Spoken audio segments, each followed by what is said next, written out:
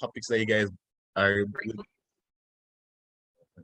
So with regards to the actual topics that you guys will be getting, right? Those topics are the themes are that CSEC released, CXC rather released, are the nature of economics, which is like the very early part of the thing, demand and supply, market structure and market failure, economic management policies and goals, and the Caribbean economies in a global environment.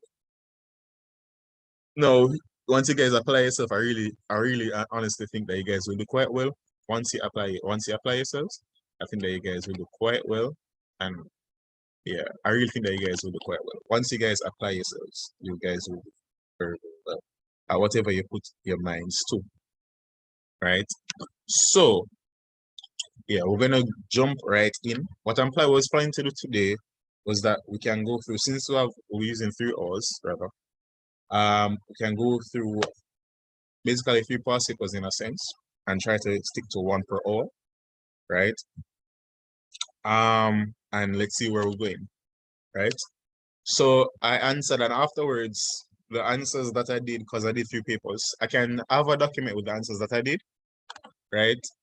And I can send that to you guys after, so you can have something to, what do you say? Something to look on or look at, you know, in case you're studying and you want some additional stuff.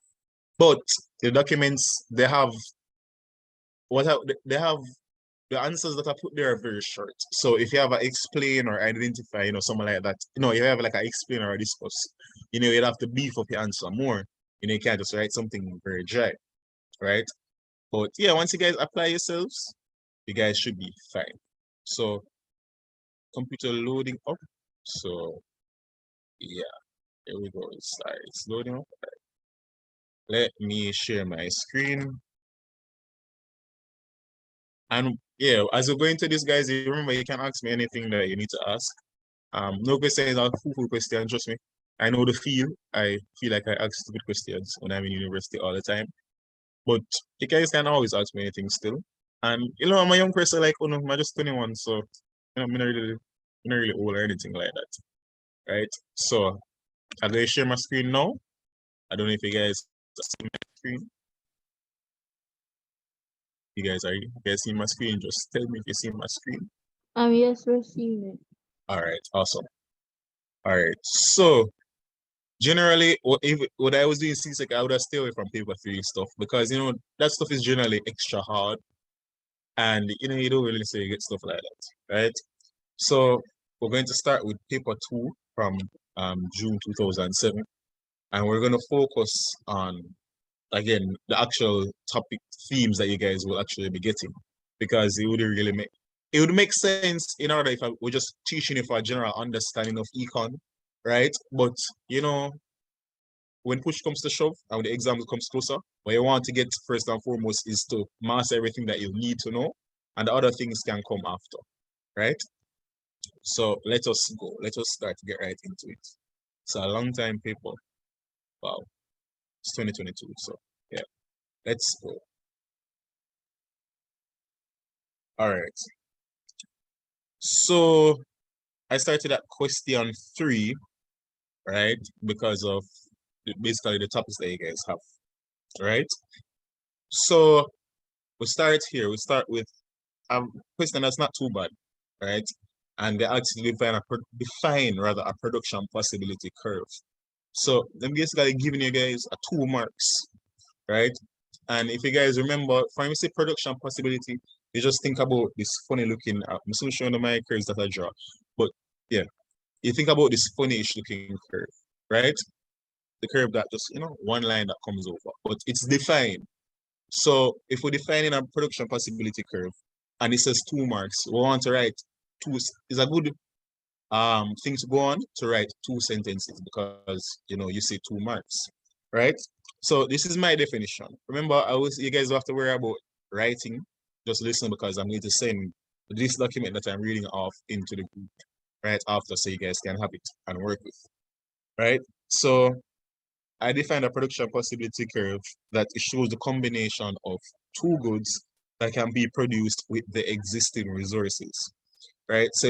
So for example, let's say that you produce keyboards and drums, as in when I say keyboard, I mean pianos and drums, right? And that's what you produce. So if you have 5 workers and you send all of them to produce drums, then you wouldn't have any keyboards, right? And again, if you sent all those 5 workers to produce keyboards and no drums, then you would not produce any drums, right? So I also wrote an extra sentence, and I would encourage you guys to write an extra sentence, especially if you see 2 marks, right? And I said it can shift to the right when resources become more available or efficient, right? And it can shift to the left if resources are less available or become inefficient, right? So remember, guys, stop me anyhow you have any issues or anything that you want me to repeat or elaborate on. Feel free to just stop me and tell me. So, I know. So we'll go to not question two, rather. We'll go to part B. And part B says identify, right? So when you say identify, this is a good thing. This is a nice thing. This means that they're just asking you to write maybe not even write a sentence, right? But they're just asking in a sense to sort of list, right? Because only 3 marks, right? So it says identify 3 advantages of division of labor, right? So division of labor, we know that is when you split up the job into different tasks and you give people different tasks, right? If you think about, for example, I don't know watch football, but if you guys watch football or stuff like that, Champions League finals tomorrow, people on the field have different roles to play. So, like if you have you'd have, for example, Messi generally, Messi is a forward player, right? So you would have that would be his role to play, right? Same thing with Neymar, same thing with Mbappe. Those are their roles to play, forward players, right? If we come back and we have like I don't know. I'm trying to find a defender that you guys know. I know a lot of players because I'm a big football fan. But if you have a defender, that's a different role to play. His major role is to, defend the goal, right? If you have a midfielder, his role is different, right? So you have divisional labor on a literal football field in that sense, right? That sense of the word, right? So 3 advantages of division of labor. So 1, the increase in skill due to someone doing one task repeatedly. Again, can carry this back again to the same football thing. So if your job is to play striker and you practice kicking the ball in the goal 20 hours a day, 18 hours a day, right? Then you become very, very good at that.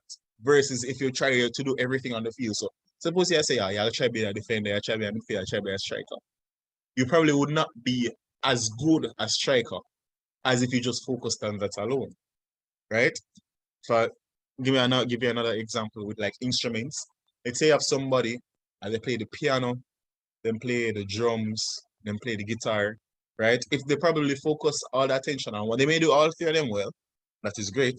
But if they focus all their attention on one instrument, then they'll probably be excellent at that instrument, right? Whereas he's being very good at everything, right? So a second advantage of division of labor is it saves time because workers don't have to change from one task to another. So if you think about like a factory, right? Or let me not even think about a factory. If you think about a school bag, right? And let's say we have different people doing different stuff. So you have the material, you have the actual zipper, and you have like the zip line. So let's say you have 3 people. One person the material, one person the zipper, one person the zip line. Right? So if one person, if only one person was doing all 3 tasks, right? Then that person would have to come after they get the material, go somewhere else to get the zip line, put it on the bag, then go somewhere else and get the zipper and then put the zipper on the bag. Versus somebody just get the material, they give it to somebody else. The person get the zip line, they give it to somebody else and they get the zipper. So one person doesn't have to move from one task to another, and that saves a lot of time, right?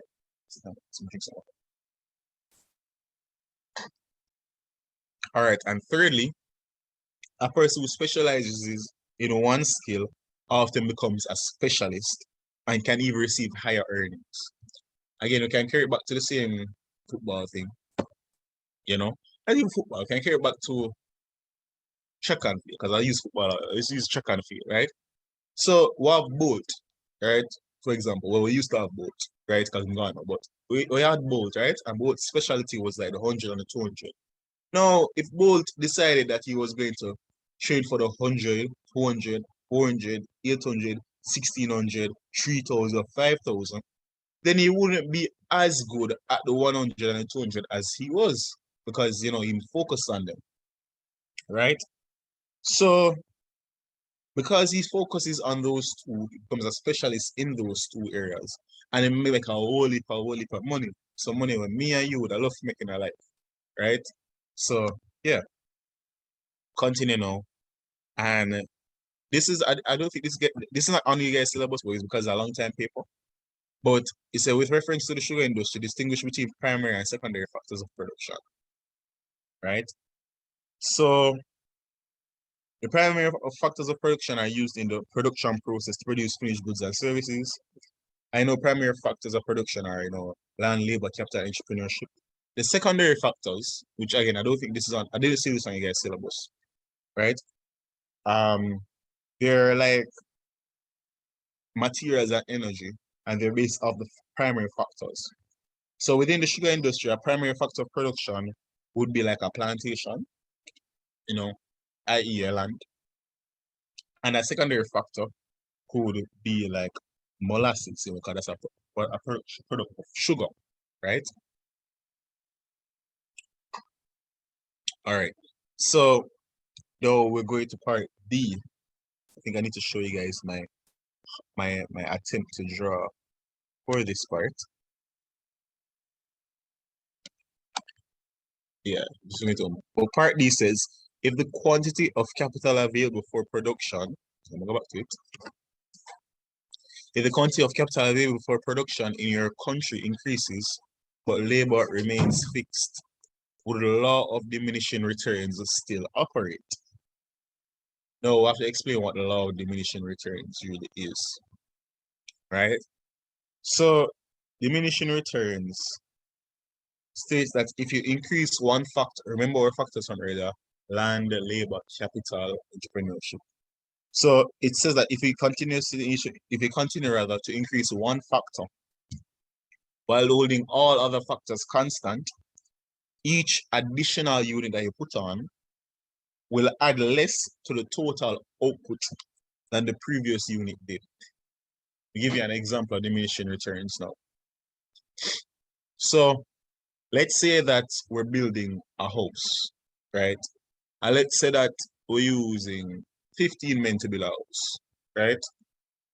And they can do the job. Now let's say we drop in another man, so I have 16 men, right?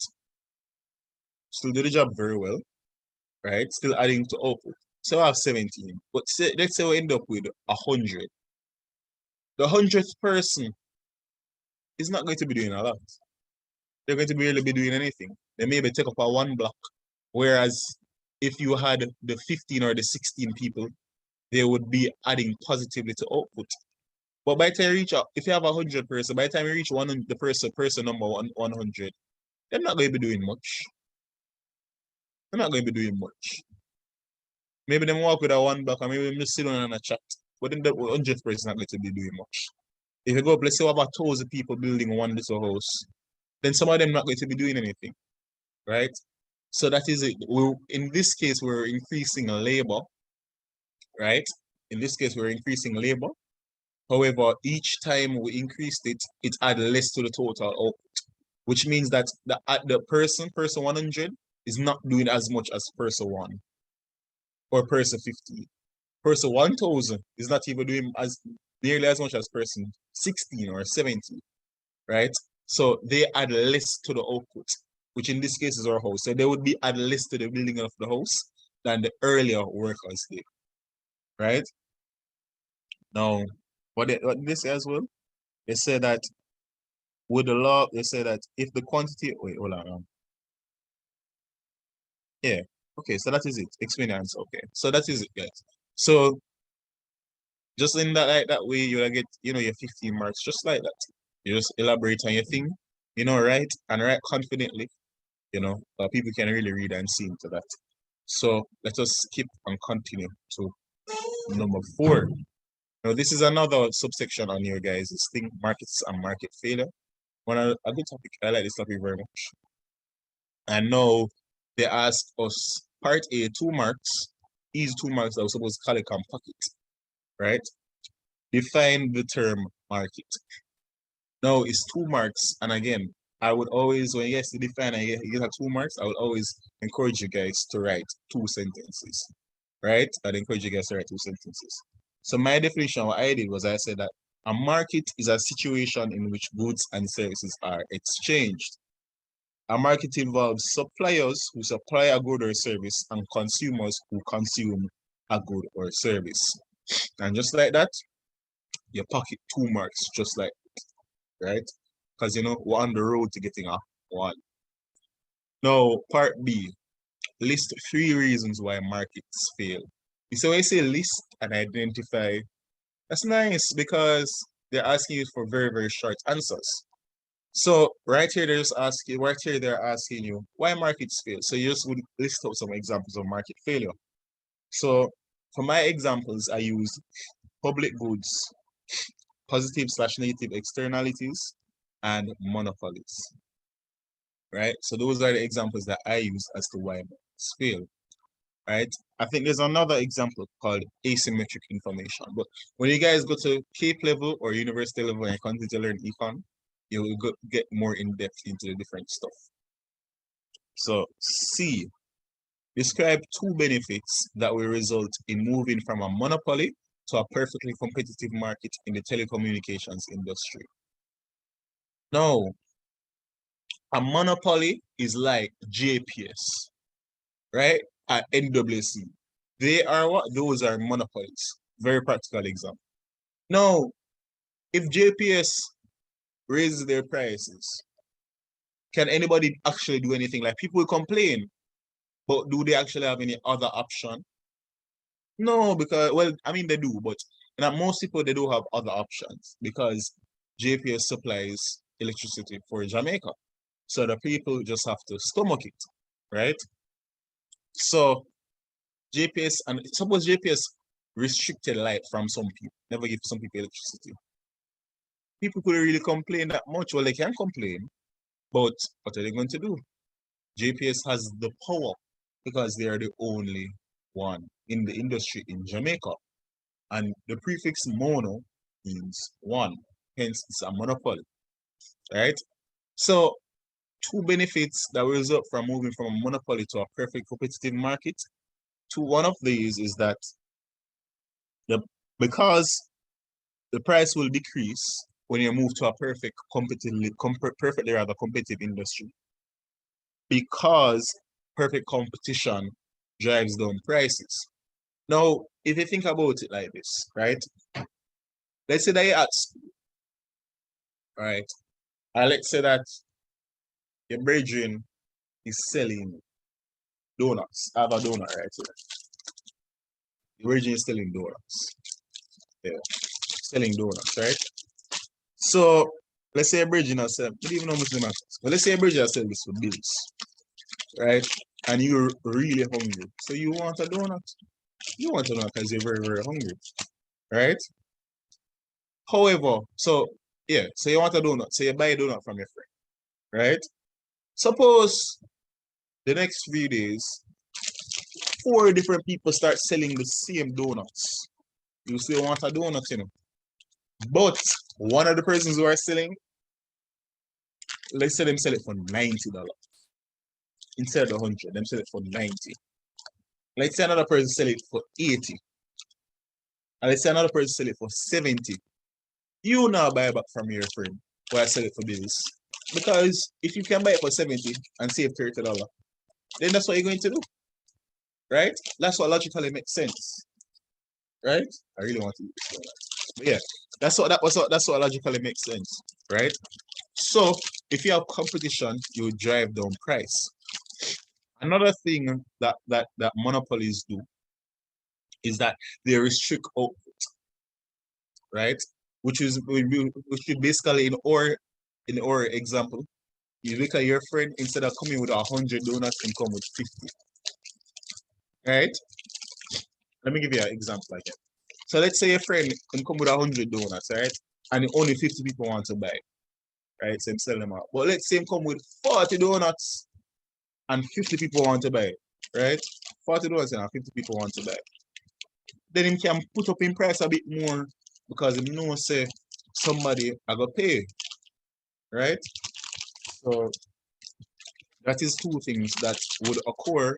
Part C, two benefits is that they would have more, you would have a lower price because more competition, you have more quantity, you have more options.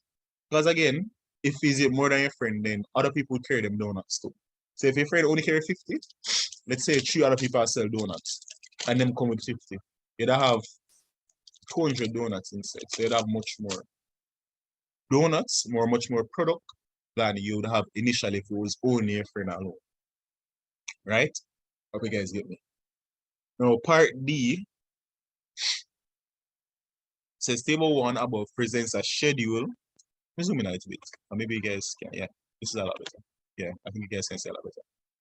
So part D says the table above presents rather a schedule of the price, quantity demanded, and quantity supplied of product X. Product rather X, my bad. Use the schedule in table 1 above to answer the following questions. So the first thing that says describe the market situation at the price of 8. So what I did was what did I do? Yeah. What I did is the price of 8. Yeah. So if you look at the thing, price of 8, at the price of 8, we look at quantity demanded and quantity supplied. So at the price of 8, we have 65 kilograms, sorry about that, supplied, right? But only 23 demanded. So if you have a situation in which supply is greater than demand, then you have a surplus. If you have a situation where demand is greater than supply, you have a shortage.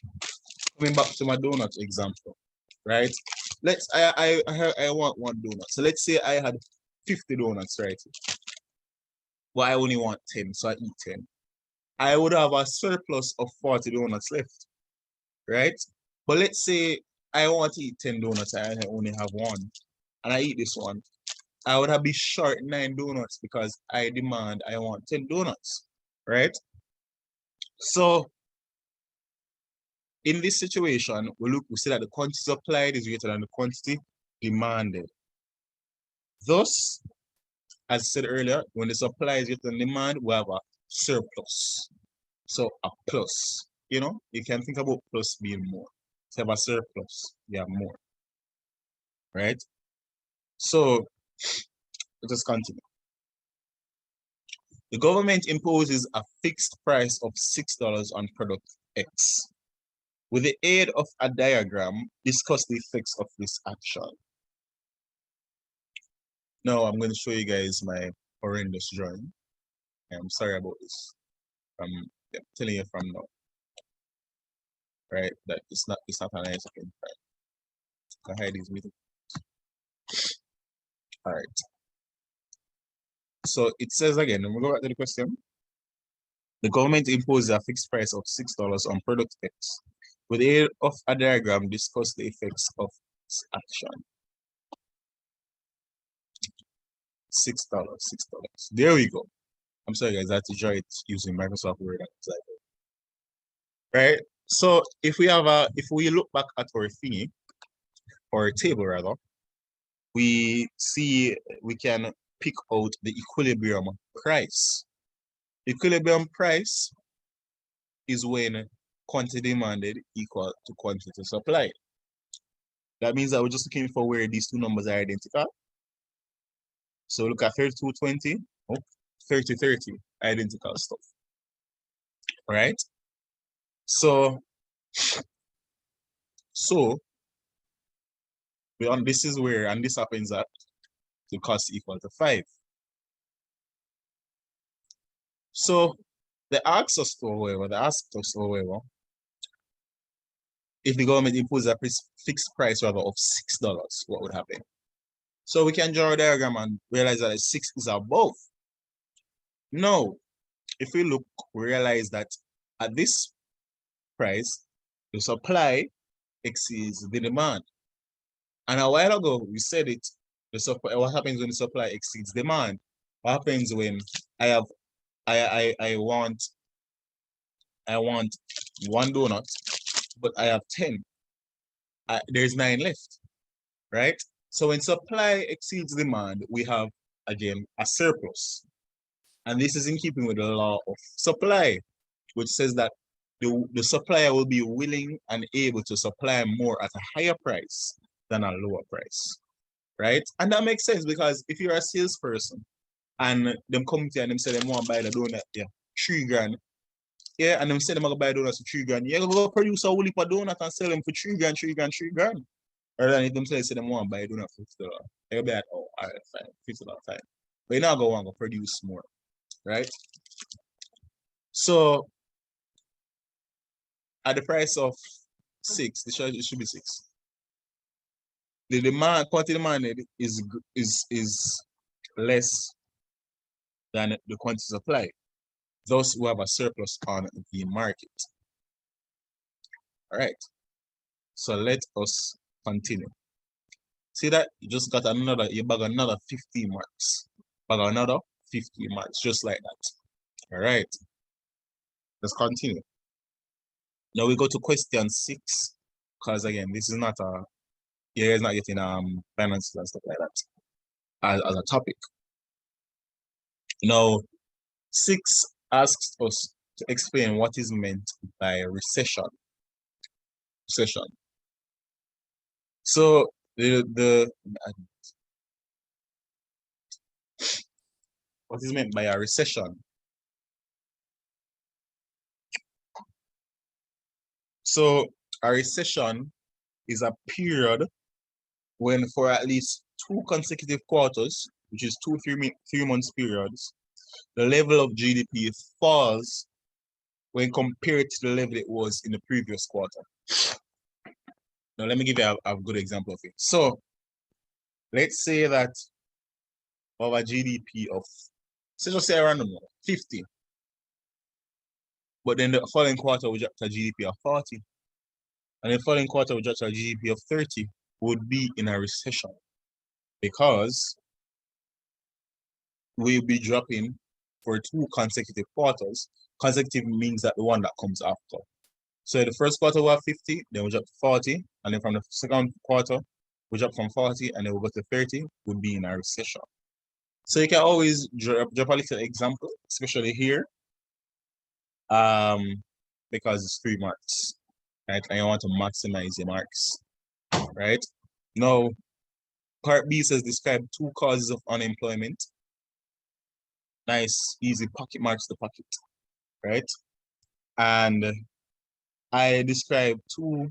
I used seasonal unemployment. I know seasonal occurs when it's like, yeah, employment is based on the seasons. So you have tourist season, like now, where, people come up from America, right? And in December, versus when it's like September, October, where people not necessarily in America, not necessarily, tourists would not necessarily come to Jamaica that much around those times, right? So the excess people that will be employed in the tourist industry to deal with the extra tourists that will be coming at those certain points in the year would be laid off during the time periods where you have less tourists, right? Another example of unemployment you could use was structural unemployment, right? And structural unemployment arises when there are long-term changes in an industry. For example, Jamaica doesn't farm that much as they used to, right? So Jamaica doesn't manufacture and stuff like that. But because Jamaicans don't farm as much as they used to, maybe in the 18th, 19th century, a lot of those persons who are farmers or desire to be farmers would be out of a job or, i.e. unemployed, right? So let us continue. Another 4 marks there, just like that. Part C says using a supply and demand diagram, illustrate and explain briefly cost push inflation caused by a labor union successfully negotiating for a higher wage. All right. So they want us to draw a diagram this time. My diagram is going to look a bit, leave a light on. I laugh at it myself, but I just thought I had to do with Word, Microsoft Word, and truly. So let me show my diagram now. Here we go. Artists, professionals. Yeah. So again, they asked us. Okay, they asked us, using a supply and demand diagram, illustrate and explain briefly cost push inflation caused by a labor union successfully negotiating for a higher wage. So with cost push inflation, what we want to tweak is supply, right? For demand pull inflation, what we want to tweak is demand. So that inflation is a raise in the price, as in when the prices go up, right? In a simple layman's terms, your prices go up. So as you can see here, I would encourage you guys to draw your arrows. The price goes up from P1 to P2, or in this case, the wages go from P1 to P2, right? And less people are employed as well. So, and they asked us for an explanation. So cost push factors refer to the costs that a business has to meet, such as wages and raw materials. When the unions negotiate for high wages, the short-run aggregate supply shifts to the left, causing a higher price level and a lower GDP. Now, I just wrote a few extra stuff because I would always encourage you guys to fluff, a bit, because, you can get extra marks just like that. So you convince the marker that you know your stuff. Part B of that question. For a named Caribbean country, discuss two negative effects of a government budget deficit on it. So I didn't name a Caribbean country, but I just highlighted some effects that you probably could use at some point in time. I remember, guys, I know somebody just came in, but I'm going to be sending you guys this PDF document with like the answers I have on it, right? So, for one, we have rising national debt, which leads to higher debt interest payments. So, let me give you guys this in very simple words. So, like, let's say that you have a friend, you're lending $50, and don't pay back, all right? So let's say him come to you and say, yo, beg your 3 bills, bro. Say my borrow 3 bills. Now, say you lend him 3 bills, you're probably going to charge him some interest, which is some money, that he must give you back, in addition to the money that he borrowed, right? Now, if you lend him 3 bills and not give you back, and let's say him come for borrow again, and let's say you just feel like if you lend him, you'd probably charge him more interest because you say, I really trust him to give me back the thing. So I'm going to charge him more interest. That also happens to government sometimes. If they're, borrowing, they get higher interest on the stuff, on the money that they borrow. Look at another example, and that's an increase in aggregate demand. Now, a budget deficit. So when you hear deficit, it's like a empty in a sense. Or it's like a decrease in the government. A decrease in like the budget, the money they have. So as it says here, a budget deficit implies lower taxes, increased government spending. Right? Now, if we have lower taxes and we increase government spending, then we're going to have an increase in aggregate demand. Right? And this may cause a higher real GDP and inflation.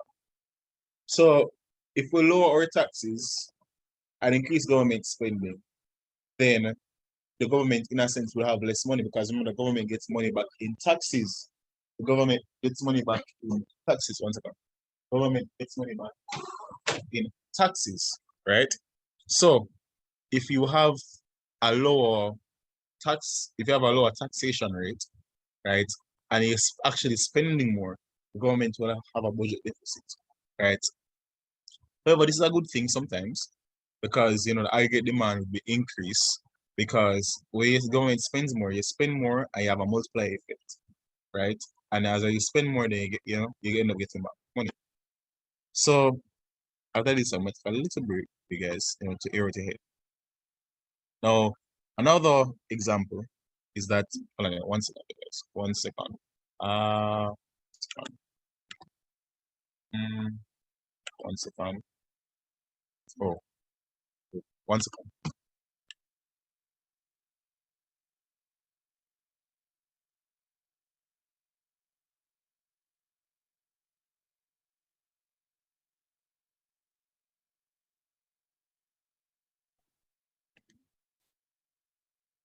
All right.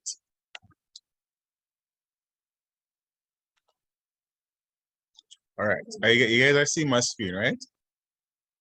So let's continue. See if I can. All right, there we go. So let's continue, right? So there's another issue that we may have. Another issue that we may have with, go back to this again. Another issue that we may have with a negative effect is that cause crowding out.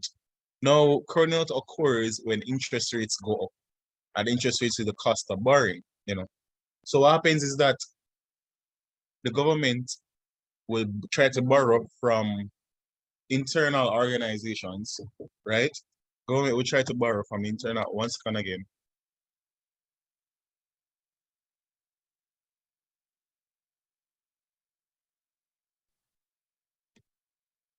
The government would borrow from internal organizations, right? But what would this cause? This would cause other internal investors to not be able to borrow. So because the government and all these other investors will be competing, the cost of borrowing would increase. And the cost of borrowing is actually what the interest rate is, right? So that's another negative effect. How the interest rate increases, people will invest less because, it'll cost you more to get money because, you want to borrow money to invest. But if it costs a lot to borrow the money, then you're going to be like, nah, maybe I should, right? Now, we continue on to question 7. We continue on to question 7. We continue to question 7. And question 7 asks us, list the 2 means by which resources are allocated in an economy.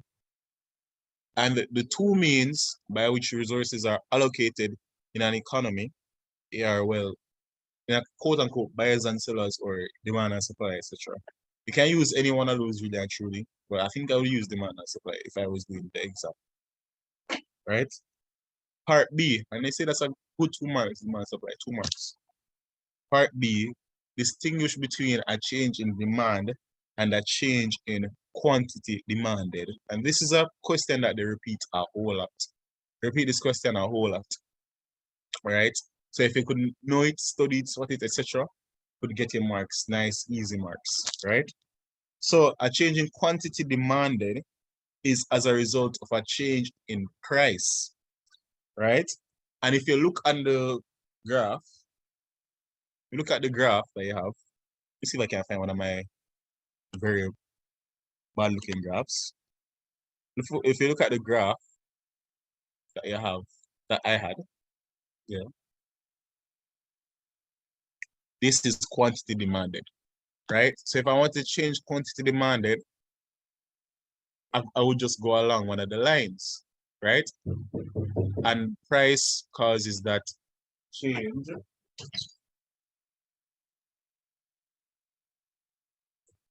1 second, guys.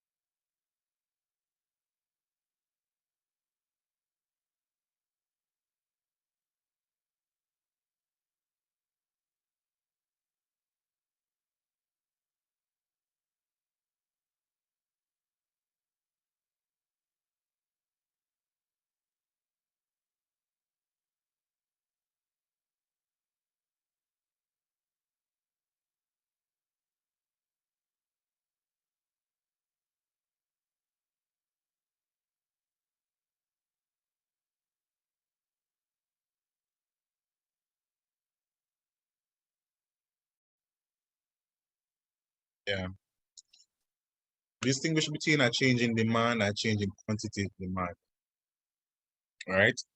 So a change in demand comes from a change in, it's basically what we're basically looking at is, I'm nothing. What we're basically looking at is the factors.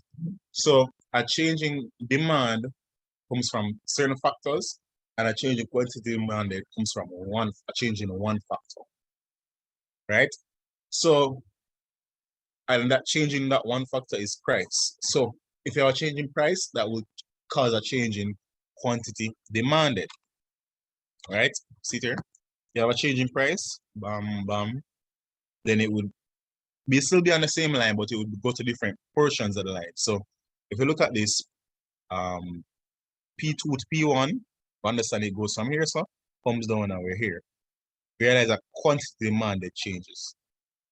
But for us to have a change in demand, which is an entire shift of the demand line rather, we need a change in some of the other factors like income, taste, preferences, number of buyers, etc. Right? So, yeah. So we go to part C now. And part C says explain two determinants of the price elasticity of demand for BMW vehicles. Now, the determinants of PED, or price elasticity of demand, is a little bit different from the determinants of demand, right? It's a little bit different. But some examples, but basically when I see price elasticity of demand, or when I think about elasticity of demand, I think about sensitivity, right? But when I see elastic, I think about very sensitive. So when something is elastic, it's very sensitive to price changes. So that means if price go up a little bit, everybody will jump left it or leave it alone, right? So it's very, very sensitive. When I think about inelastic, is something that's not very sensitive, like KFC in Jamaica. KFC is very inelastic in Jamaica because if them raise them prices, people still going go there. Look there. Look at them when them raise the Zinger prices from $680 to almost basically at $1,000 now. Right? And people still go there. Right? So two examples of the determinants of PED are, and this is again, I have a few examples here. Availability of substitutes, the degree of necessity the good is, and the proportion of income spent on the good. Now, can you elaborate on each of those? So the availability of substitutes. Remember, I just said that when something is elastic, it's very sensitive, right? So if something changes in the environment, people will just leave it and go to something else. So if you have a substitute for something, right? If you have a substitute for something, let's say that you like to watch sports. And let's say that you like to watch football and cricket equally, right? And let's say China is on football. But the match are like a bit boring. Messi is a nil all, nothing really go on, no like a skills, nothing.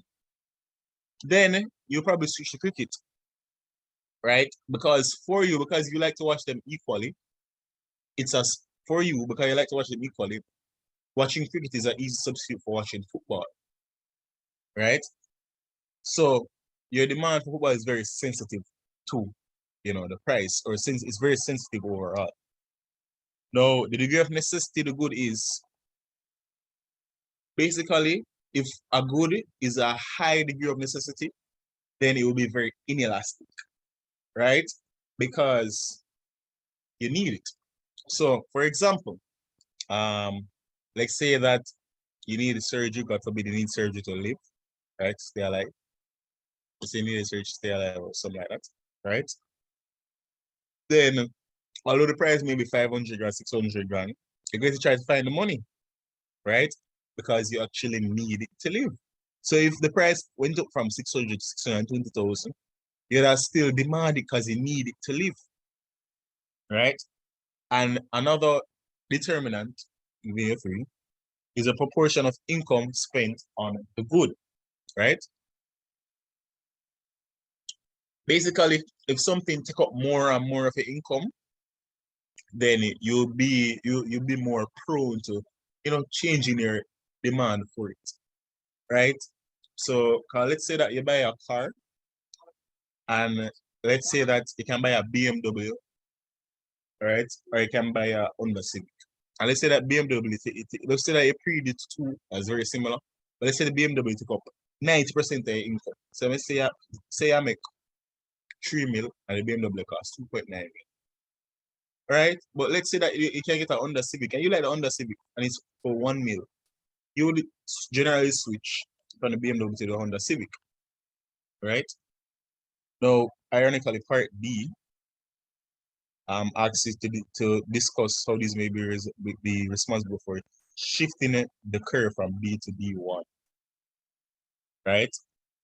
Now, for example, I have this here. I said it, I just said a while ago, but a decrease in the number of substitutes would cause an increase in the demand of BMWs. Now, remember, a decrease is that when it gets smaller. So if you had less different cars to choose from versus the BMW, then the BMW would have a higher increase. But if you're going to choose another car or another car here, you still have the same flair, you still have the same knack as a BMW. They'll be like, but we don't need a BMW. We can get the cheaper car here. Right? But if you never have any substitute, if BMW is the only car in Jamaica, right?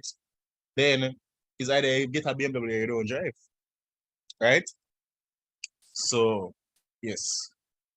And basically that is it for first paper that we're doing. That's it for the first paper that we are doing. Right? I can give you guys a 5-minute break. I will come back at 3:05. I will jump into 2012's paper and then see where we'll go from there. All right. So you have to use this time to take a little breather. If you never take it a while ago, take a little breather. Try to get something to eat, or a drink or so. But yeah, we're soon going to the other one. So we're going to continue at 3:05. And we're going to continue with 2012's paper. So in 5 minutes, guys.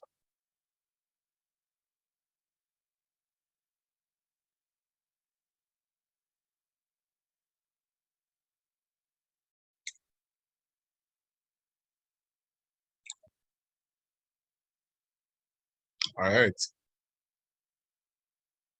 Thank you. So let us continue, guys. Let us continue. So our next paper that we're going to look at is 2012, paper 2. 2012, paper 2. Yeah. Oh, wow. This is my, well, no, it's not my break. Anyway, let us go right along. Let's get right ahead. So, again, we do the questions that are specific to what we need to know, right? So, the first thing it asks us is to define the term economics. We're defining 2 marks, so we have to get the 2 points that they want us to get.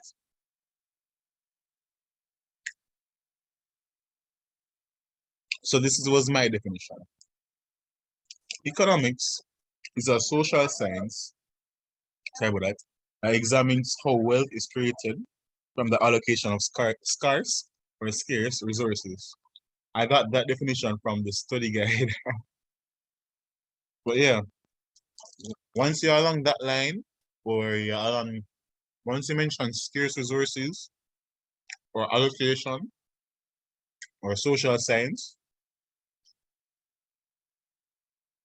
then you'll be on the right track and you'll be able to get the 2 marks. Right? Here's the 3 marks this now. This is the 3 main components of an economy. Easy stuff. So, and 3 main components are household, firms, and government. Right? Part C, now that's 6 marks. The asks to explain 2 factors that a consumer has to take into account before buying a good. Right? Now, I listed a number of factors, but you know, to explain it to really get the 3 marks of the input. So again, I will send you guys this thing. So I listed income, borrowing, wealth, and tastes. So I can go through income, right? So if let's say that you get paid bills, $100. If KFC costs $70, you probably wouldn't buy KFC, you probably would buy something that's a lot cheaper, right? So you have to take into account that and give an example, right? Same thing with tastes. Suppose you don't like KFC. And everybody like KFC. I'm sure it's popular. Suppose you don't like KFC. Oh, yes? Hi, Dalkeith. I'm not sure if you switch papers, but we're not seeing what you're seeing. Oh, really? Mhm. I mean, I never really did I really switch Are we supposed to be looking at that little that makeshift diagram thingy, that graph? No. Oh, right. So we're not seeing it. Let me just screen. You can see me now? Yes, seeing it. Alright, awesome. You just need to zoom in a bit because a bit fine where I'm seeing. Right. Perfect. Okay.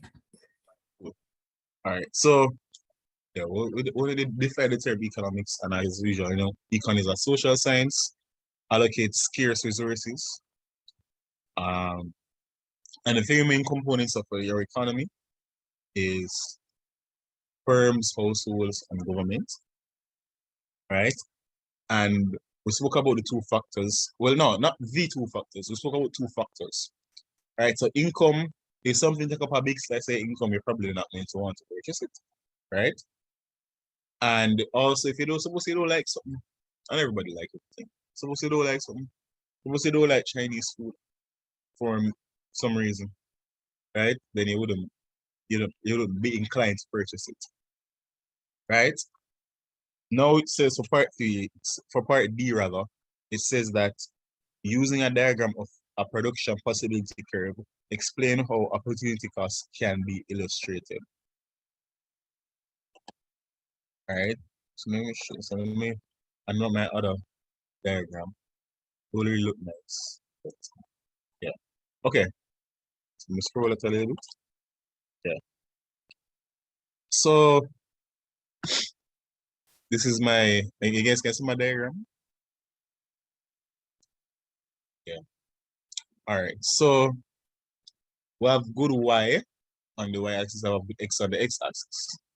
So we understand that, right, what the question is asking us to illustrate opportunity costs. So opportunity cost is what you forego in order to make a decision, right? So if you, let's say you go to church on a Sunday, if you decide not to go to church on a Sunday, then and instead sleep at home or so forth, you'll be foregoing going to church, right? Or let's say that you go to church on a Sunday. You could have done other things. Instead of going to church, you could have slept. You could have done some chores, you could have done some work, etc. Right? You could have cooked, start cooking on Sunday dinner, etc. Right? So it's what you give up to obtain something. If you look at this with the little diagram right here, right? Remember to label your diagrams and stuff. We understand that for Y, for when we're producing 4 of Y, good Y, we don't produce any of X. However, when we produce 3 of Y, right? If we produce 3 of Y, we can start producing more of X, right? And so on and so forth. Eventually, if we produce 4 of good X, we end up producing 0 of Y, right? So what happens is that each time you produce more and more X, you have to produce less and less Y, and vice versa. So you produce more and more Y, you produce less and less X, right? So let us continue. And wow, just like that, you get a nice 15 marks. No, hold on. Whoa. There we go. Just scroll down a little bit. All right. So next we have market structure and market failure. So they asked us to define the term cartel, right? So a cartel is a formal agreement among firms in an oligopolistic industry. And the members agree on matters like price and output. Now, I'm gonna give you guys an example of a cartel, just the name, because they may just ask you to name one and say one mark. And a name of a cartel, probably one of the most popular cartels in the world, is OPEC. That is, let me just annotate. Yeah, that is OPEC. So that's OPEC.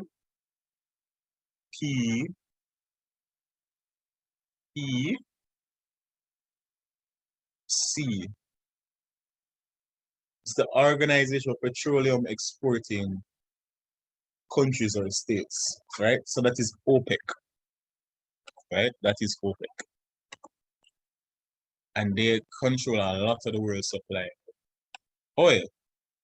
So next they ask us to list 3 characteristics of an oligopolistic market structure. So 3 characteristics. You know, you have quite a few characteristics, right? But some of the distinct characteristics are you have few sellers, you have restriction to entry, and the firms are price setters. So you have few sellers. It's not many countries export oil. As a result, they can come together quite easily, you know, in order to manipulate the market. Restrictions to entry. I mean, you cannot enter, for example, that oil market, you cannot enter unless you have oil, producing oil, just like Jamaica. Jamaica don't produce oil, so why would Jamaica be OPEC? And they are also price setters. Now, by price setters, I'm referring to them having control over price. Most market structures are price setters, except perfect competition, right?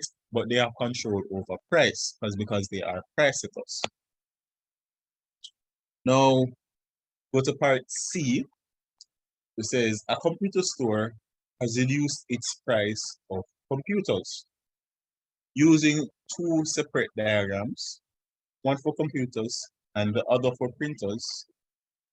Explain the effect of the reduction in price on the equilibrium price and quantity for computers and printers. So this question, don't be afraid of the paragraph. It's not asking you to do a lot. Right? You just have to pay attention to some keywords. Right? So we know that they are related products, and they want us to look at equilibrium price and quantity, which means that we're supposed to draw a demand and supply graph. Right? So let's just show me. Maybe I show you guys the graph that I.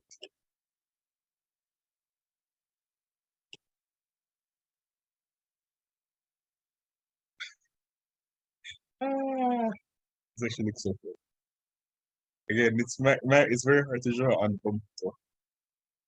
All right, so if you look at QC, remember to label the graphs, right? Your title under the bottom, like title under the bottom, with caps underline. So you have QC and you have QP, right? So QC, I'm just talking about computers for me, and QP is talking about printers. Now the question said,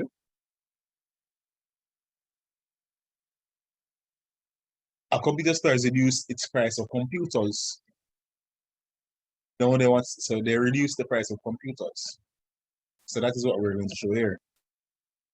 So we see them increasing their supply, which draws down price. The reason why we move the supply line and not the demand line is because the supplier or the computer store, they are the persons who manipulated computers that they have, the number of computers that they're selling, in order to drop the price.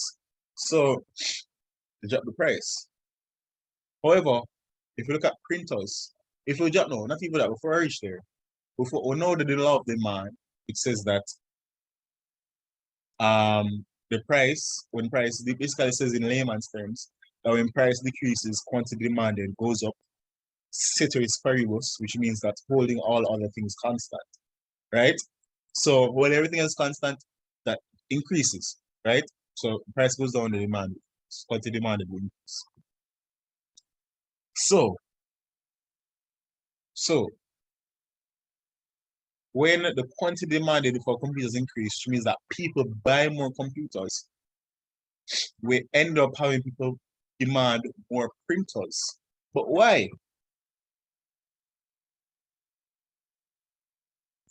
People demand more printers because these goods are complements. Another complements means that they go well together. So people buy one and they buy another. Similar thing to bun and cheese. You have a bun and cheese right here, right? Bun and cheese, complementary, right? I would say tuna and bread complementary, but tuna and bread slap, right? Some other examples: peanut butter and bread. I don't like peanut butter though, right? Cereal and milk, cereal and Lasco. Yeah, very complementary stuff. So because they go together, because these operate together, when people demand more computers, they end up demanding more printers because you want to print my computer, right? You buy a computer, you like to print for your computer, right? So as a result, what happens to the printer market is that the price actually goes up, right? But that is really because demand goes up, right? So let us continue. Explain two problems that can arise from a firm being the only producer in the market. From a C only producer, you think monopoly. You think monopoly. Well, the same, and this is a similar question that came before. It just came in a different way now. See if you get little reading and little pattern, you realize it's the same question that came before. When I was explaining to you that your friend with the donuts, if your friend is the only person, if how you can raise his price, right? And how you can actually restrict his output and make him pay more. Restrict his number of donuts he carries and make him pay more. And those are the same two problems here. Same problem, it's the same question that they're asking again, just in a different way. Same exact question. So two problems, they can increase the price, just like I talked about it in JPS so much time. Increase the price, and they can also restrict output. And nobody can say nothing. No one can say anything rather, because they are the only firm in the market, so they have that power, right? They have that power. All right. So we've done two questions so far. So if you have any questions about these questions, just let me know. I'll give you guys a minute or two just to make it settle. And if you have any questions, you can just ask me before we continue. All right.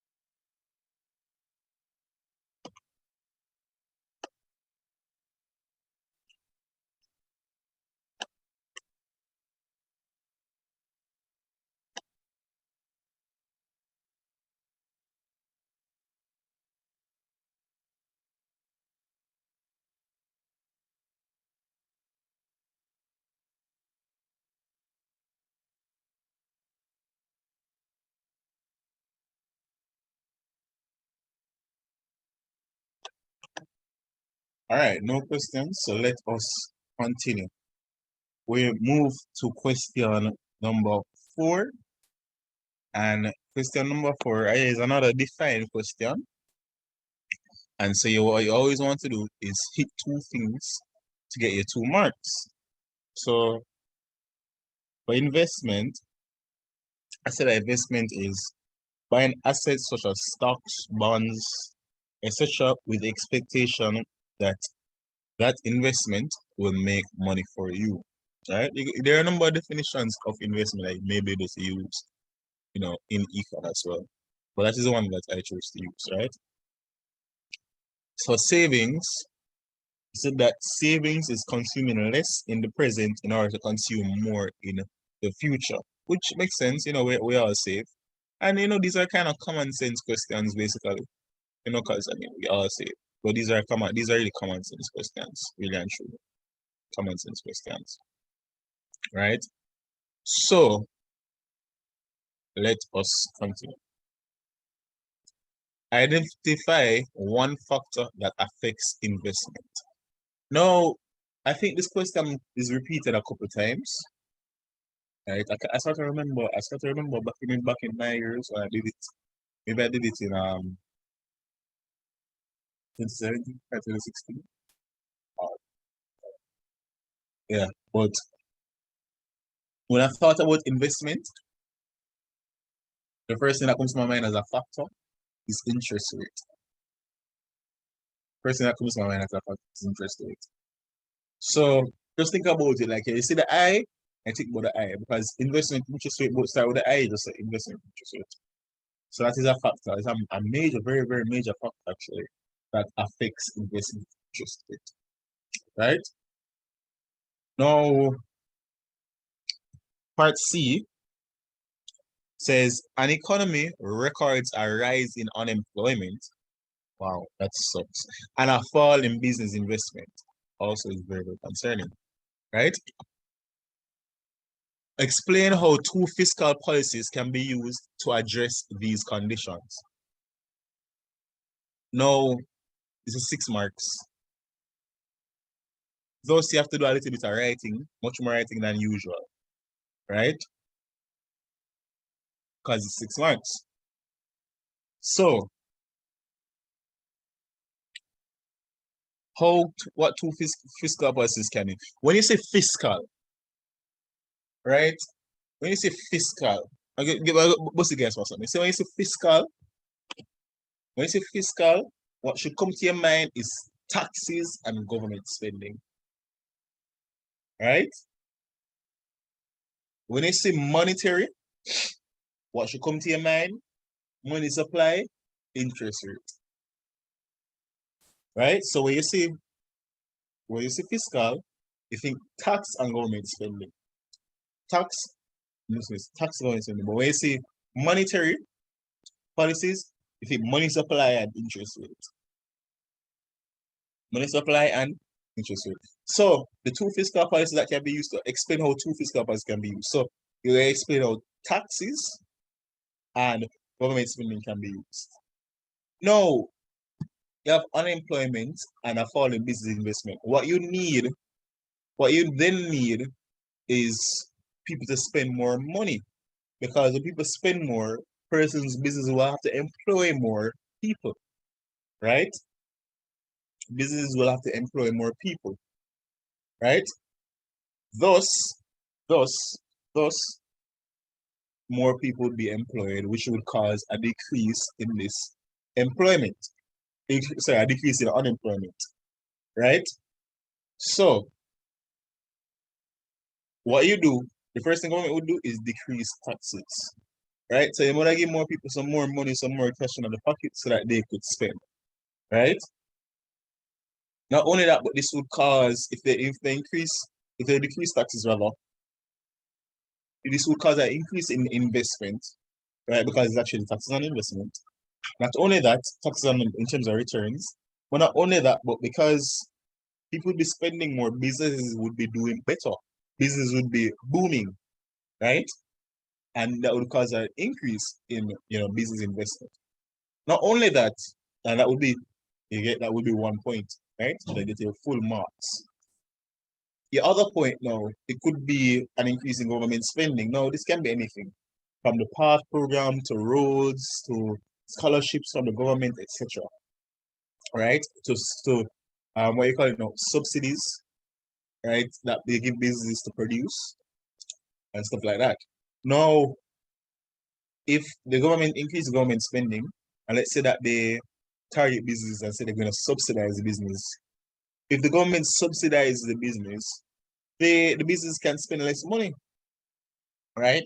So, for example, let's say that we're a business team, the 7 of us here, right? And let's say that we have operating expenses of $100,000 per week, 100 grand, right? Now, let's say that government say, no, we're a New Jamaica Foundation Limited, we're, right? We're going to give a subsidy that cuts 80% of the cost. So we would only have to pay 20,000. So we'd have extra money to do other things, like employ people and do more stuff, right? So in that case, in that sense, that would cause a decrease in unemployment, right? And because business would be booming, because for example, what would happen is that if we get an 80% subsidy, so we're only using 20 grand, we can use other monies to do other things like create a new department, create a new product, a new brand, etc. And that can cause our own profits as a company to increase. If those profits rather increase, right, then the business would start to look attractive to investors. Because as an investor, you want to invest in a business that's doing well, because that's where you get back your money out of it, right? Only makes sense, right? So those are two that you can use: unemployment and the foreign business investment, right? So taxes and government spending. So you will decrease taxes and increase government spending. Now, it's to explain two factors that could have caused the state of the economy mentioned in C above. They're asking you, it's a particular section in the syllabus. They're asking you for two factors that could have caused a rise in unemployment and a fall in business investment. And the answers that I used were inflation and recession.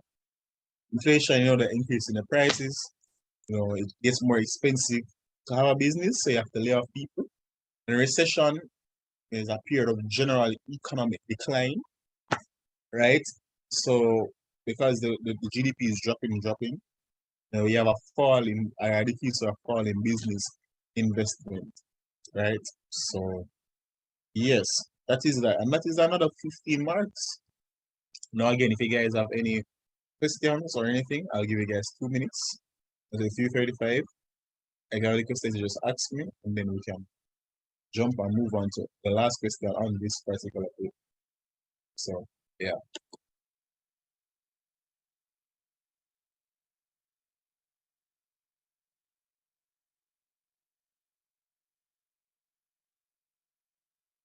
I'm always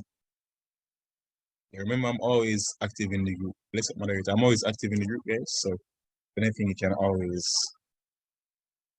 come and things out.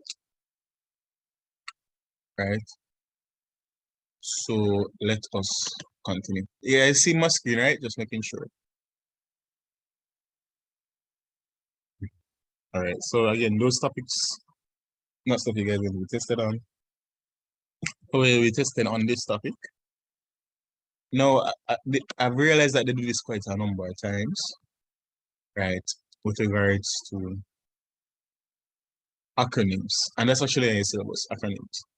So these are nice ways to pick up, a nice easy 4 marks. You just swat some of these nice easy marks to pick up, marks that you shouldn't throw away, right? So they ask for one CSME, right? And you should just reel these off, right? Because when you swat them, you write them down on a little flashcard. I have some flashcards actually. Write them down it will write them down, it's a flashcard, right? And you write them down, it's a flashcard. And on one hand you have, the acronym, and the other hand you have the actual full answers. I just look at it, it's a CSME, Caribbean Single Market Economy, and you look at the back and say, all right, nice. OECS, Organization of Eastern Caribbean States. Look back and say, all right. IMF, International Monetary Fund. Say, all right. FDI, Foreign Direct Investment, you look back and say, all right, good. I just do that with the different ones. Where about don't really have one? WB, don't really use that. But yeah, I think you guys get my point. CARICOM, Caribbean Common Market, yeah, cool. So those are that would be your 4 marks that you collect. Nice, easy. You don't even spend a long time on these type of stuff. Right? All right. B, identify 3 characteristics of Caribbean economies. Right? No. There are a number of characteristics rather. However, the 3 that I choose to focus on these are natural resources, dependency, and size. So natural resources, the Caribbean is a beautiful place. You have nice white sand beaches, nice mountainous areas, nice sunshine. You get me? A whole heap of good things, right? You go on and you talk about it, and it's just identify. So you just want you to name some, and then you have dependency. Dependency, because the Caribbean is so small, you depend externally on a lot, especially food. So a massive food import, because import a lot of to feed the population, right? The Jamaicans who eat a lot. Yeah. And then finally you have size. I know the countries are quite small. Now C says discuss 2 potential benefits of trade liberalization to an economy. No, you're going to have to write out your heart. Well, you don't have to, but I would encourage you to, because it's 8 marks. So that means each is getting 4. On the document that I prepared for you guys, it has the most, I have listed 3 of them. So one benefit is the most efficient use of resources, in that when you have liberalization, you have a lot of competition. So really the persons who can produce the best things at the lowest cost, they are the persons who end up selling, right? For number 2, you have economic growth. Because that's the case, those who actually sell can really grow their economy exponentially, because they can do it at such a high rate. And for 3, I know it says 2 there, but you have to discuss and elaborate on it a bit. For 3, you have less wastage of resources, right? Less wastage of resources. So part D, quite weird, I don't really know how to do this, but them say, explain 2 ways in which e-commerce may encourage economic activity in an economy. I really know they get 5 marks there, so, but maybe CSEC the 2.5 marks, who knows, or give half marks or stuff like that, right? So, or I think you can make up these, but the ones I made up were access to a wider market. So you can buy things online, so you don't have to buy phones from digital. Like, who buys phones from digital anymore? You just buy a phone online off of Amazon or off of eBay or etc. Right? Not only that, but you have a lower cost of production, because some stores are just online, so you wouldn't have to rent a building and stuff like that, right? And that can encourage more people to go into business, right? And the third one that I have, because I just put 3, I know it says explain 2, but I just put 3 for you guys, is knowledge. Customers can make purchases from home. And I mean, you do that, I do that. You sit down at your house, you're scrolling through Amazon, you say, boops, you buy this off of Amazon, I do that, I get stuff off Amazon, and, and type of thing there, right? And you get it shipped to a shipping company, and you just go and pick it up, right? And you just leave your house one time to get that thing, right? But yeah, you can scroll through Amazon and stuff, and you see all the stuff that's there, right? So yeah. So that is it for this paper, right? We have 1 more paper left, and give a 10-minute break, and then we'll come back and do the last paper, and then we'll wrap up. And I guess I can give you guys some final tips So yeah, we'll give you guys a 10-minute break to just, if you have any questions, you can send them in the chat in that 10 minutes. And if anything is not clear, you can always say it. You get me? I'm always here to help. Right? And you can say that within this 10 minutes, and then we're going to go into the final paper that we're going to do. So yes.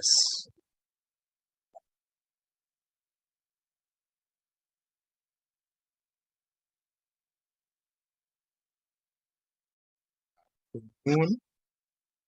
Into the final paper for this afternoon. And that is 2013's paper. Right, so we're gonna zoom in a bit.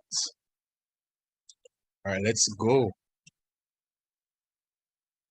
Now, again, we'll do the questions that are specific to what you guys will get, right? So we start with question 1. And this is our nice one more question. Name one type of economic system. Now, there are 3 types. And I mean, you have the planned economy, as you guys would know, the mixed economy, as you guys would know, and the free markets economy, as you guys would also know. So any of those would give you your prescribed mark. Now, this is asking about the factors of production again. I don't know if you guys remember what the first paper asked us a bit about the factors of production, right? But they didn't ask, the first paper didn't ask us about the rewards for them. However, we know that the reward for land is rent.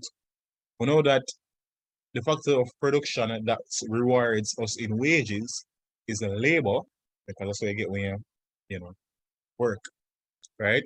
We understand that the factor of production rather, that rewards us in interest is capital. And for entrepreneurship or reward, the reward that you get, that an entrepreneur gets, is profit. So just like that, and these are little things that you guys should sort again, and you can know, you have a little flashcard, now you do your thing, right? So those are just 4 things I should know, and that's an easy 5 marks that I would have collected right there, very, very easily, right? Part C goes on to ask us to explain 2 disadvantages rather of division of labor. Now, the first one is boredom, and again, due to the repetitive task, doing the same thing over and over and over again, then sometimes it get boring. It's just like generally that's kind of how people feel about school more while.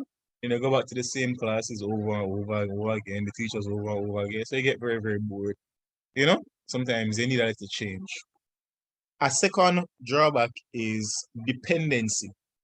So specialization causes persons to be dependent on others if they are combining to make a commodity. Now, again, the same thing again, these are similar questions that they keep on pushing back. So I give you the same example as the question before. So the same bag situation. Let's say I have somebody who's responsible for the material, somebody who's responsible for the zip line, and somebody who's responsible for the zip.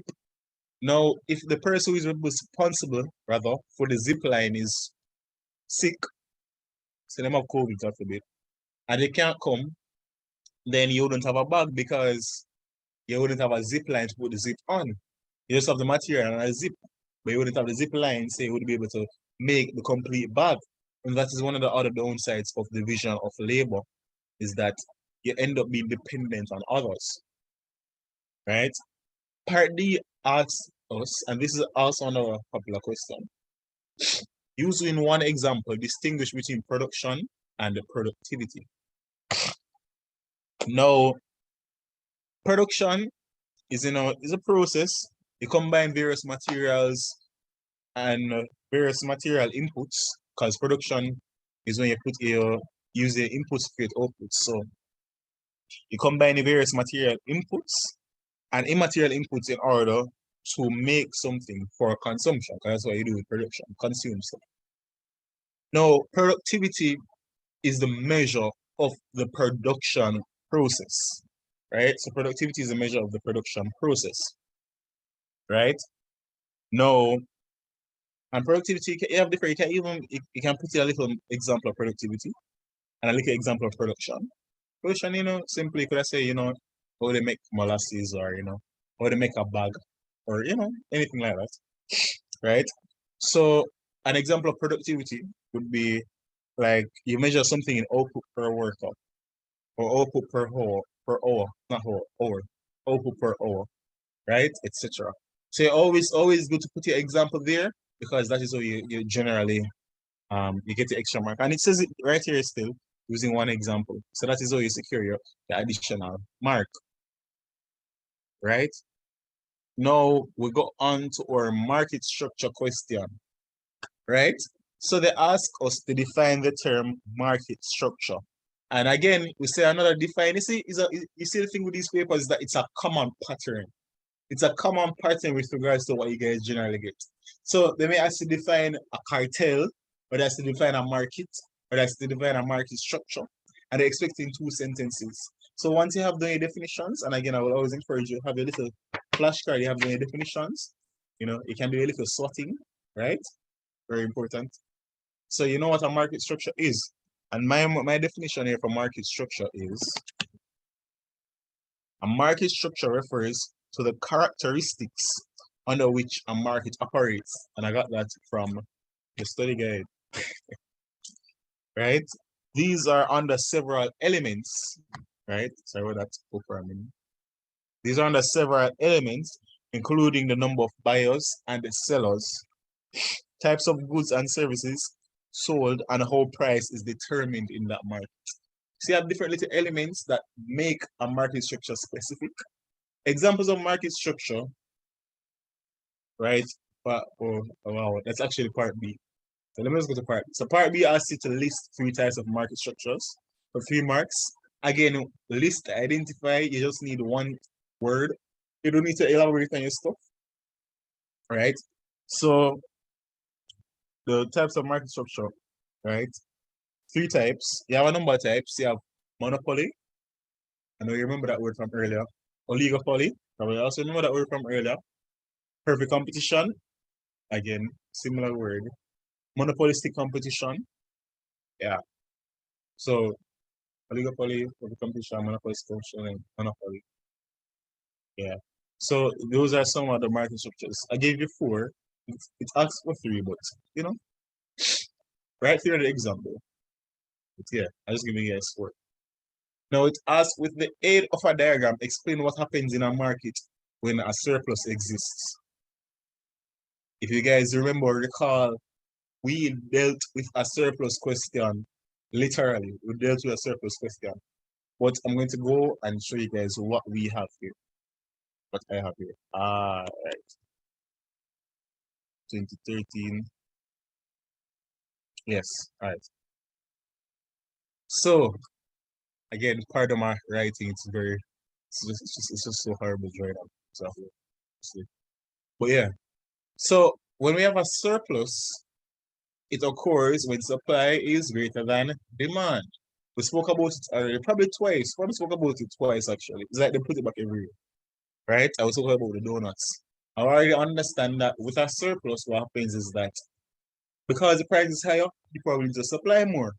Because if you're a salesperson again, and they want to pay you more, a lot more than you bargained for, they will say, "Hey man, if you're selling these sheets of paper, and they must say, yo, me pay $1,000 for each sheet of this paper. I would go and give them the whole of my sheets of paper and go buy some more and give them some more because they pay me $1,000 for this, which probably worth like $20. Right? So that's what we have with a surplus. Supply is greater than demand, and you have more goods than people desire.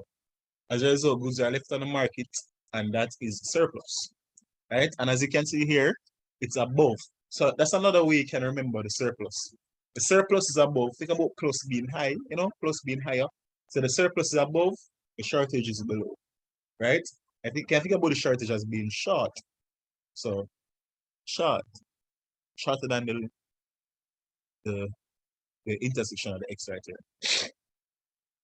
Let us continue. Now, using 3 characteristics, explain the type of market structure that would be associated with manufacturers of cellular phones.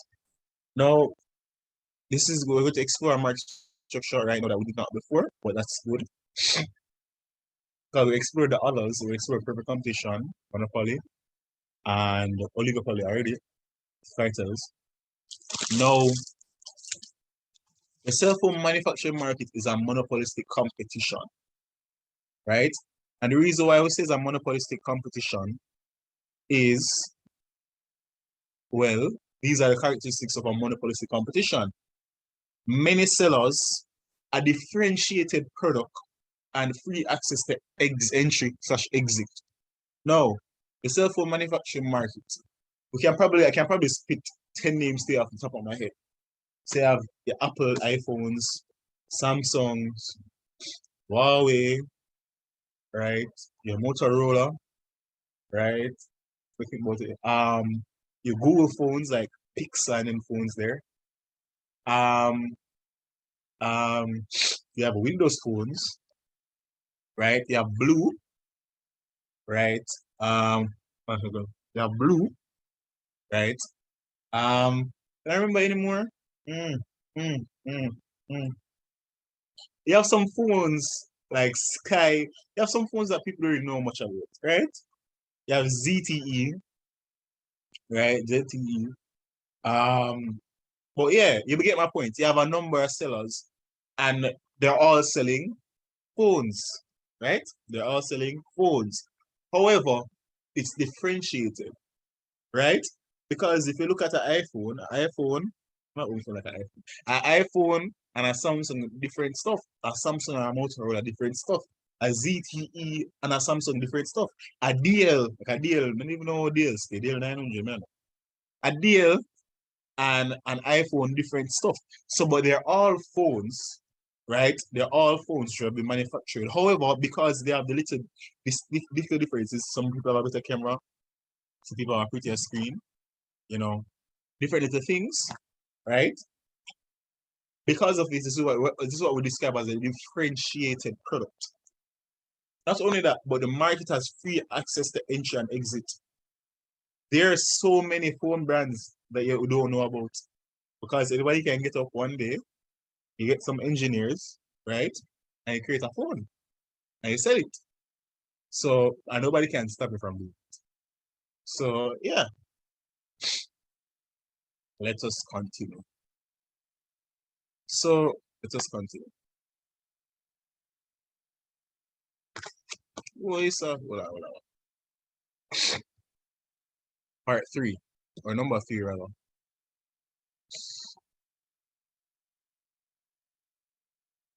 All right, number 3.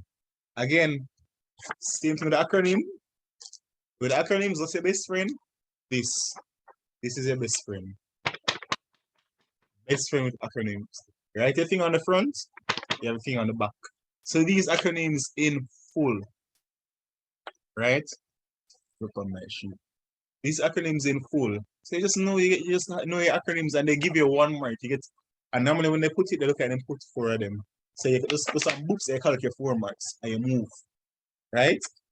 Now, the first one they ask is for EU. You know that EU is the European Union. Again, guys, you don't have to know these out on the head, but if you see if we can stop them, you'll be fine. CDB, Caribbean Development Bank.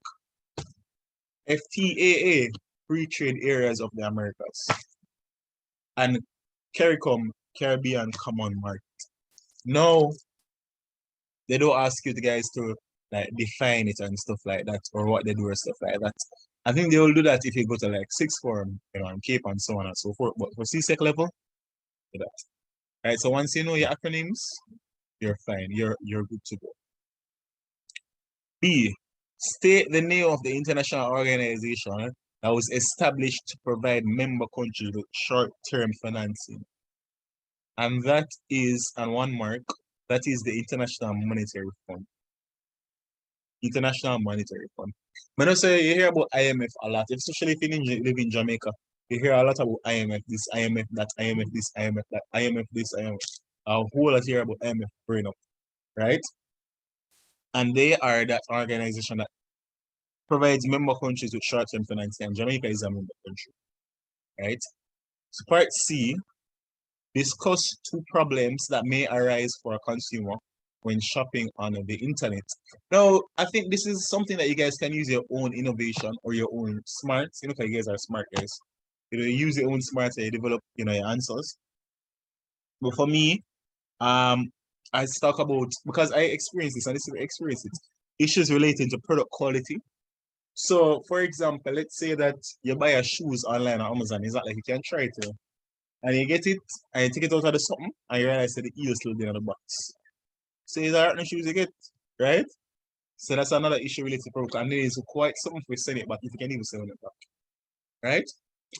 So we have that, and secondly, another one I used was fraudulent sites. So sometimes people will set up fraudulent sites. If you guys pirate things or stream things, you know, you'd see a whole heap of, you see a whole heap of stuff. You just see a whole heap of stuff. You feel really, you want a free iPhone 13, you're this, you're that, you're this, you're that.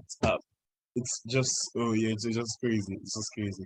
We have a lot of fraudulent sites that are there and try to, you know, get people's money and stuff like that. And that is a security issue that you have, a problem, security problem that you have when you're constantly shopping on internet.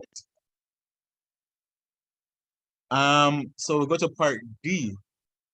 Explain two problems that may arise for a small island trying to significantly expand its production of bananas. Right? So again, this is a bit of innovation on your own part. But for me, I wrote about budget and competition. Now it's difficult to expand because, well, sometimes you just don't have the money to do it, you know. Sometimes your money is going to different places. For example, like now in the pandemic, you would have the country's funds would be going towards COVID-related things, right? Whether it is medicine or vaccine or hospital-based stuff, etc. That's where we're going. So, for example, for the country to go into the significant expand its production of bananas right now, it will be very difficult because money is going elsewhere, right? So, and another one I have is competition. Why? Because because of trade liberalization, if somebody produces bananas at a lower cost than you and can sell at a lower cost than you, then you will be driven out of business, right? And that's often the case with small nations like Jamaica and so forth. Sometimes people can produce something at a lower cost than you can, right? And that's just, I just say, go sometime, honestly, right? So those are two problems, the budget and the competition. Those are two issues they may run into, right? And this is the last question that we're going to go into, right? Which is question 5 for today. So it asks us to define each of the following terms. And again, we have another define question, 2 marks, and deflation is the opposite of inflation, right?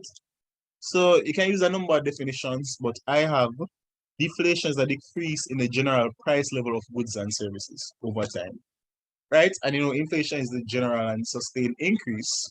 So deflation, which is the opposite, would be the decrease. Unemployment, my definition was unemployment in a sense refers to a person who is actively seeking a job but cannot find work. So that is what unemployment is, right? You're actively seeking a job but you cannot find work. You have to be actively seeking a job, right? So, yeah. B, and those are 4 marks. Today, you know, guys, you guys can achieve your goals in this subject, trust me. So part B says list 3 withdrawals from the circular flow of income, right? So 3 withdrawals from the circular flow of income are, withdrawals means that money comes out. So your money comes out of that circle. Like you have a circle, money comes out. That would be your withdrawals. So our first withdrawal is savings. Why? Because if you save your money, then you're not purchasing anything. So it would not be in that circle. It would come out, it would exit that circle by saving it. A second one rather, is imports. Now why imports?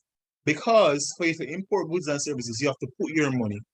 You have to send your money up to get the good. And that money that you sent up would come out of the circular flow of income for your country.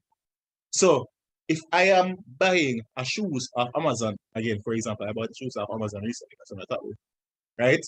So if I bought a shoes off Amazon, The money I sent money up to America, right? So that money would have exited the circular flow of income in Jamaica because I bought it in America instead. And the last one is taxes. Now, remember that when you get taxed, you lose some money, and that money goes to the government, and the government pays that money. No, that money can re-enter the circular flow, but it doesn't have to, right? It can re-enter the circular flow in the form of government spending. However, it doesn't have to. So tax, you take money out of the people pocket, so that money would not go into the circular, right? So those are, you just list those three, and you get your 3 marks. Done just to get the 3 marks. Now, part C has to explain. Let me say I have to go a bit in depth, right? So explain 2 measures that may be used to reduce seasonal unemployment in our country, right? Now, we define seasonal unemployment. Again, you see, guys, it's a similar questions that keep on coming back. So what is seasonal unemployment? That's the unemployment that I described with like the tourism a while ago, where it's based on the season.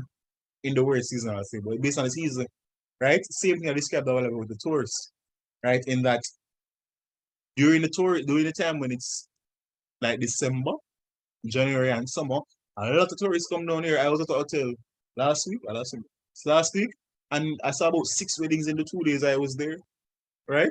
People from all over coming. I was at Grand Palladium, and they're getting married, you know, as it's marriage time. It's summertime now, so it's marriage time now, you know, and people come down. So you have to employ more people in order to cater to the extra tourists, the extra influx of tourists.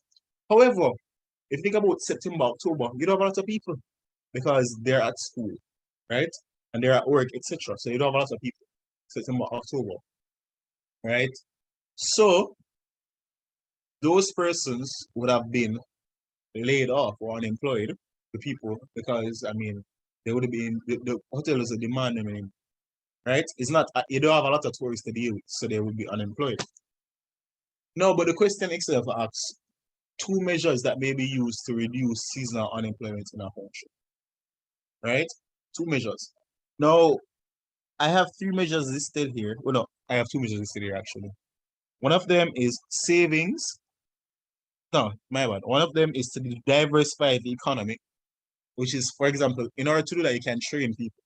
So instead of just having them only knowing how to do hospitality, maybe, you know, they try to sponsor them to go to school, to become a teacher, etc., stuff like that. Different things, right? So they basically have another avenue or another alternative that they can take instead of always waiting on that season to get money, right, when the tourists can come.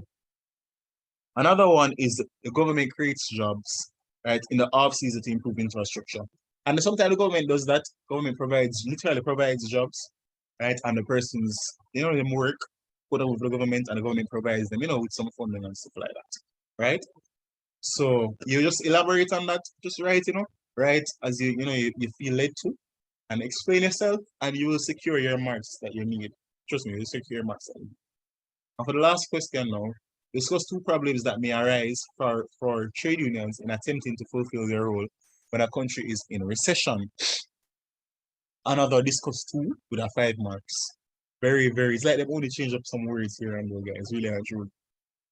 Right? So, for one, I have wages may rise above the market clearing level. Wages may rise above the market clearing level, and labor becomes more expensive as a result. Right? And when labor becomes more expensive, businesses will lay off extra workers. So for example, let's say you have your business here, you have a New Jamaica Foundation Limited, right? And you employ 5 people and you pay each of them $100, right? So that your wage cost overall will be $500, right? Because I see you employ 5 people, so you have $500 wage cost. No, let's say that your wage go up to 125 instead of the 125 instead of the 100, right? Remember that it's $500 they used to pay people still. However, now you have to lay off one of those people. Why do you have to lay off one of those people? You have to lay off one of those people because if you multiply your thing, 125, that's 1 person, 125 again, that's 250, that's 2 persons, 125 again, that's 375, that is 3 persons, and 125 again, that's 500, right? Because you can have 375 plus 25, 400 plus 100 will be. So instead of having 5 persons paying them 100, now you can only pay for 125 because you have $500. So what that would cause is that one additional person would be unemployed. That is one of the issues with problems that can arise from a trade union, right? So trade union bargain and them riot and stuff and they say, hey, give me more money, give me more money, give me more money. You understand? Right? But what happens is that if the business cannot afford it, they'll have to lay off some people or lay off a person, right? Which is very sad. And the second one now is union action may cause inflation. And this is referred to as wage push inflation. Now again, let's say that that business, instead of having a $500 that they can use, let's say that they kept the 5 people, right? And they paid them the 125, right? You would end up with 5 times, if you have 125, right? So you end up with your 125, your 250, 375, 5 bills, 625, right? You have 625. No, the business needs to recoup its costs. So let's say that New Jamaica Foundation, what they do instead now, they raise the cost of their product that they're offering, right? Now, that raising that cost, people are going to look at that and people are going to say, but wait, the price will go up or the price will increase. So, and you know what we call a general and sustained increase in prices? We call that inflation. So, another example of a problem that may arise is inflation. So the 2 examples that I gave you guys, and again, I'm explaining you guys this, is the 2 examples I gave you guys are the wages may rise above market clearing level, so labor becomes more expensive as a result, and the union action may cause inflation. And that really and truly concludes it for today. So remember guys, use your flashcards, study, when it comes closer to the time, you guys sharpen up. The group is always open. You guys can always send your stuff and I will always answer them. Try to answer them as quickly as possible and thing. And really and truly believe in yourself. That really goes a far way. Like actually believe in yourself, and do your best. Nobody can really ever fault you guys for doing your best, right? Because once you do your best, that is enough for you to be content. You get me? But apply yourselves rather, and do your best, and you will get whatever your goal is, you will get. I think that you guys can all get once, but whatever your goal is, you will get that. So just keep everything in prayer, pray before you do the exam, right? Like remember everything and swat up, and basically just apply yourself and do your best. Don't panic. When you go on the paper and stuff. If you don't see something that just take it easy, take a breather, take a chill, move on, and so on and so forth. But yeah, just keep on doing what you're doing and keep on pushing. You get me? And hope blessings on you guys in your other exams, because I know some most of you are not just doing econ alone. So only what you're doing and just apply yourself. And not only that, but even beyond that though, tests and exams and stuff like that, important, yes. They're still very important, and stuff. But it is important, but it's not detrimental. So if you don't perform necessarily as you would want to, trust me, it's not the end of the world. Not by a long shot. Not by a long shot the end of the world, But as always, I would say, apply yourself, and try to do your best all the while. So I do hope that this was really good for you guys. If you guys have any questions, again, as I always say, you can send it to me. And yeah, I hope that you guys enjoy your evening. I hope that you guys do well, apply on yourself and yeah, push on. So yeah. Emma, you guys are welcome. Welcome.